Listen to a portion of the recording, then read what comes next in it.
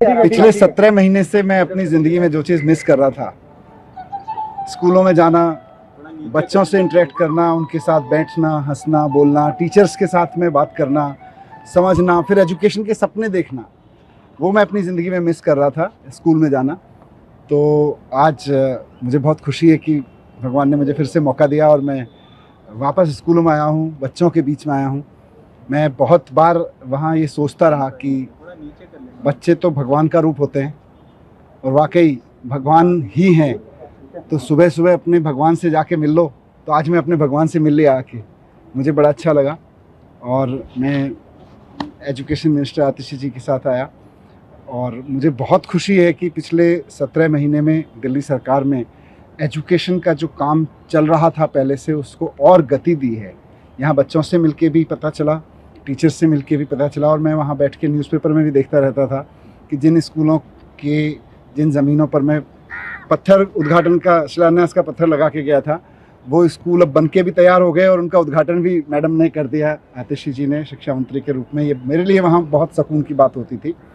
और अब मैं आके आतिशी जी से डिस्कस किया तो मुझे और अच्छा लगा ये जान के कि इस दौरान 20 नए स्कूल और स्कूल बिल्डिंग्स शुरू हो गए। 18 या 14 SOSC नए 18 नए SOSC शुरू हो गए। एक नया स्पोर्ट्स स्कूल अपने आप में एक इंडिया में यूनिक तरीके का स्पोर्ट्स स्कूल शुरू हो गया। वहाँ बच्चे स्पोर्ट्स की पढ़ाई कर रहे हैं। जो हमारा arm forces preparatory school Kejriwal ji के मार्गदर्शन में बना था, उनके सपने के अनुसार कि हमारे बच्चे देशभक्त बच्चे निकलें और वो आर्मी में जाएं, आर्म फोर्सेस में जाके सेवा करें।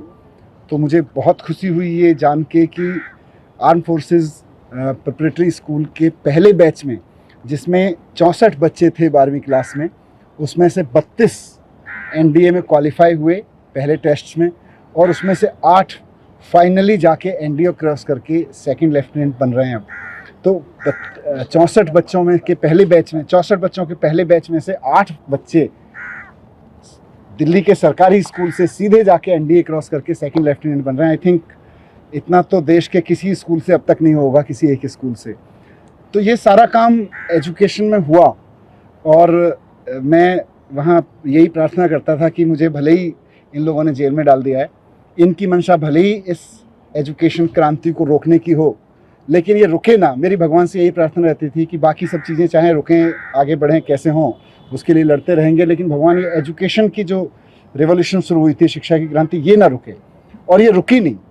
ये यहाँ के भी मैं देख रहा हूँ, मेरे लिए पर्सनली बहुत एनर्जाइजिंग है सारी चीज़ें। लेकिन बीच बीच में मैं अखबारों में देखता रहता था, खबरों में पढ़ता रहता था कि शिक्षा क्रांति रुकी नहीं है, बल्कि बहुत तेज़ी से आगे बढ़ रही है दिल्ली की। सर, आप रिहाई से ज़्यादा भावुक मुझे बच्चों के साथ देखे अंदर क्या? बिल्कुल, मैंने कहा ना कि बच्चे तो भगवान का रूप होते हैं। और मैं 8-9 साल जब शिक्षा मंत्री के रूप में काम किया तो मेरा धर्म, मेरा कर्म बच्चों से मिलना, बच्चों को समझना, बच्चों के साथ जीना और इन बच्चों को ही देश के लिए तैयार करना, यही था।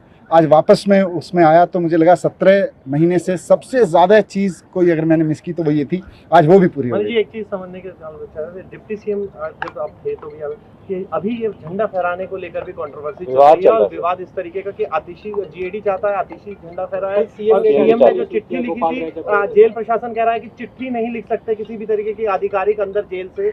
आप इसको किस तरीके से देखें? देखिए, ये बहुत ही अनफॉर्चुनेट है कि स्वतंत्रता दिवस जैसे पावन अवसर पर इतनी टुच्ची पॉलिटिक्स हो रही है।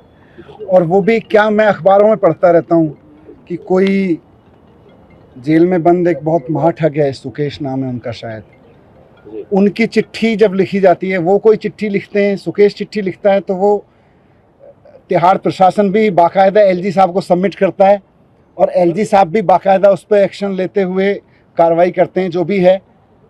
और जब दिल्ली के चीफ मिनिस्टर चुने हुए चिट्ठी लिखते हैं तो तिहाड़ प्रशासन भी और LG साहब तिहाड़ प्रशासन को कहते हैं खबरदार जो अगर इनकी चिट्ठी भेजी। और जब सुकेश चिट्ठी लिखते हैं तो मुझे लगता है पूरा का पूरा LG ऑफिस इंतजार करता होगा, अरे भाई एक एक सेकंड भारी पड़ रहा है, सुकेश जी की चिट्ठी कहाँ है, हमारे सुकेश जी की चिट्ठी कहाँ है। तो सुकेश जी की चिट्ठी पर जिन LG साहब को इतना मोहब्बत, इतना प्रेम उभरता है और उसकी एक एक शब्द को वो ब्रह्म वाक्य मानते हुए, सत्य मानते हुए, उस पर जिसे कहते हैं ना, सुकेश जी की चिट्ठी को देख के उनकी बाँछें खिल जाती हैं, उनका रोम रोम पुलकित हो उठता है LG साहब का। केजरीवाल जी की चिट्ठी को भी मंगा लेते भाई, कहाँ है? स्वतंत्रता दिवस तो बहुत महान अवसर है, उसके बारे में अगर दिल्ली के सिटिंग सीएम ने एक चिट्ठी लिखी है तो उनके ऑफिस को एक डीजी ऑफिस में फ़ोन ही करना था, भाई सुना है केजरीवाल जी ने चिट्ठी लिखी है, कहाँ है वो, भेज दो। पर नहीं, इनको ना स्वतंत्रता से कोई लेना देना है, ना इनको देश से कोई लेना देना है। इनके तो प्रेमी लोग सुकेश जी जैसे लोग हैं, सुकेश जो भी नाम है उनका पूरा, तो इनके अब ठीक है, अपने अपने पसंद है लोगों की। सर संवैधानिक स्थिति क्या है? संवैधानिक स्थिति क्या है? अगर मुख्यमंत्री नहीं है तो चुनी हुई सरकार के मुख्यमंत्री या मंत्री को ही झंडा फहराना चाहिए। मुझे नहीं लगता कि इसमें कहीं कोई दिक्कत है, लेकिन मौजूदा एलजी साहब से और एलजी साहब के जो मुखिया हैं, इन सब से लोकतंत्र की, संविधान की, इस सब की अपेक्षा करना मुझे लगता है बेईमानी हो चुका है। इनसे केवल और केवल तानाशाही की अपेक्षा की जा सकती है और वो कर रहे हैं। Thank you sir.